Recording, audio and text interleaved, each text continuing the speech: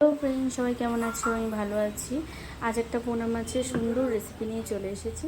এই রেসিপিটা আমার মা বাড়িতে রোজই প্রায় বানাতো, তো ভাবলাম আমি একবার তোমাদের সাথে শেয়ার করি নি। রেসিপিটা কলা পাতায় বানালে বেশি ভালো হয়। তো রেসিপিটার প্রথমে আমি একটু বেশি করে সরষের তেল দিয়ে নিলাম।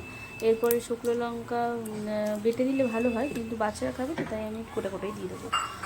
আর টমেটোটাতে আমি হাতে করে ম্যাশ করে নিয়েছি। এখানে আমার মা একটু হেল্প করে দিচ্ছে। আমার ক্যামেরার স্ট্যান্ডটা ভেঙে গেছে আজকে, তো যে কারণে মা আমাকে হেল্প করে দিচ্ছে।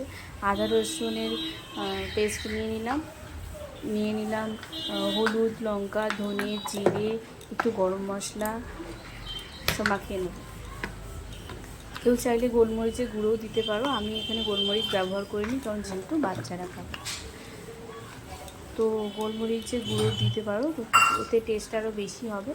ভালো করে মাখিয়ে নিয়ে বেশ কিছুক্ষণ আমরা এটাকে রেস্টে ছেড়ে দেবো।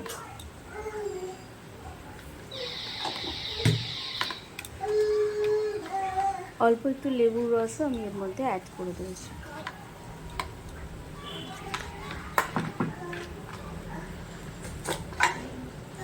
মশলাটাকে ভালো করে মাখিয়ে নেব, মাছটার গায়ে যেন ভালো করে মশলাটা লেগে যায়। নুন পরিমাণ মতন দেবো।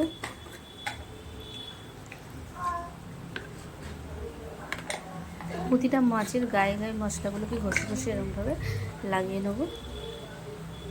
কাশ্মীরি রেড চিলি পাউডারটা শুধুমাত্র কালারের জন্য দেবো,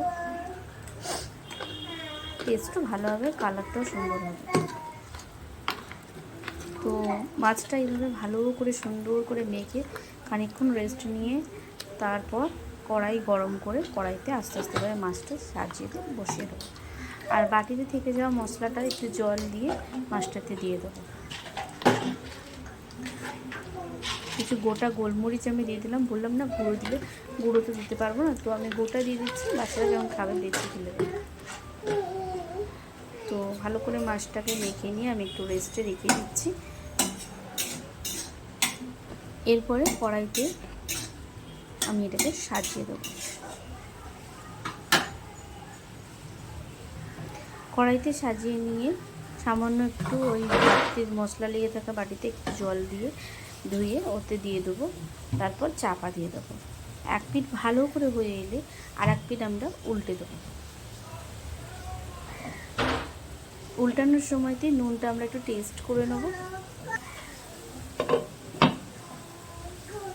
কিছুক্ষণ পর আবার ভালো করে উল্টে দিয়ে এবার ঢাকা খুলে দেখে নেব মাছটা কীরকম।